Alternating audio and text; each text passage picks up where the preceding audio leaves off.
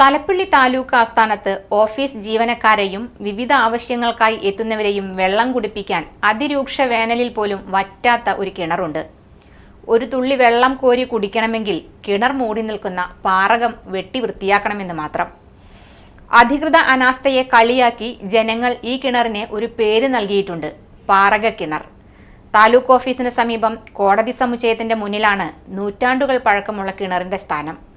ചുറ്റുമതിൽ കെട്ടി മുകളിൽ ഇരുമ്പുവലയിട്ട് സംരക്ഷിച്ചിട്ടുണ്ടെങ്കിലും കമ്പികൾക്കിടയിലൂടെ പാറകച്ചെടികൾ വളർന്ന് പന്തലിച്ചിരിക്കുകയാണ്. കിണർ നിർമ്മിച്ചത് 1098-ലാണെന്ന് ചുറ്റുമതിലിൽ കൊത്തിവെച്ചിട്ടുണ്ടെങ്കിലും കിണറിന് 926 വർഷത്തെ പഴക്കമുണ്ടോ എന്ന് ചോദിച്ചാൽ ആർക്കും കൃത്യമായ മറുപടിയില്ല.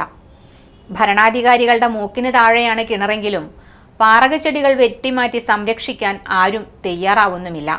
പാറകവേരുകൾ സംരക്ഷണ ഭിത്തിയിൽ ആഴ്ന്നിറങ്ങി നാടിന്റെ ചരിത്രത്തോടൊപ്പം നിലകൊള്ളുന്ന കിണർ നശിച്ചുപോകുന്ന സ്ഥിതിവിശേഷവും നിലനിൽക്കുന്നുണ്ട്. നൂറ്റാണ്ടുകളുടെ പഴക്കമുള്ള ഈ ജലസ്രോതസ് സംരക്ഷിക്കണമെന്ന ആവശ്യം ശക്തമാവുകയാണ്.